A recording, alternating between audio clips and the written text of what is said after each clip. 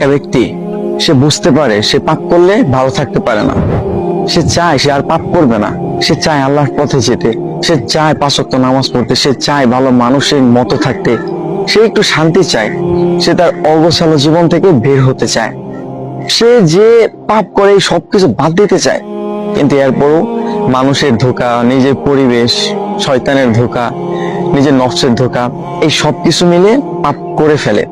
জানেন, এরকম অনেক ব্যক্তি আছে যারা এই অবস্থার মধ্যে আছে যে সে পাপ করতে চায় না,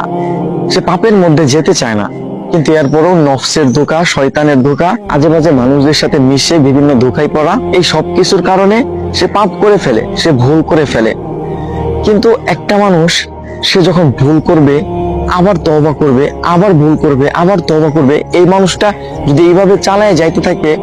এবং একটা সময় গিয়ে হয়তো আল্লাহ তাআলা চাইলে সে একদম পাপ থেকে মুক্ত হয়ে যাবে, সে একদম ভালো হয়ে যাবে, একটা সময় সে একদম পাপ ছেড়ে দিবে। একটা মানুষ সে পাপ করতেছে, কিন্তু সে যে পাপ করতেছে এটা সে ভাবতেছে না,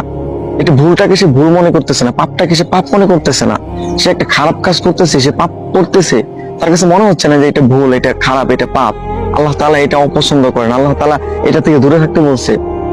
এই মানুষটা যদি পাপ করার সাথে সাথে এইরকম চিন্তা করে আর মাফ না চায়, তাহলে এই মানুষটাই মূলত পাপের কারণে ধ্বংস হয়। এই ধরনের মানুষ, হ্যাঁ, এই ধরনের মানুষের মূলত পাপের কারণে ধ্বংস হয়। কিন্তু যেই মানুষগুলা পাপ করে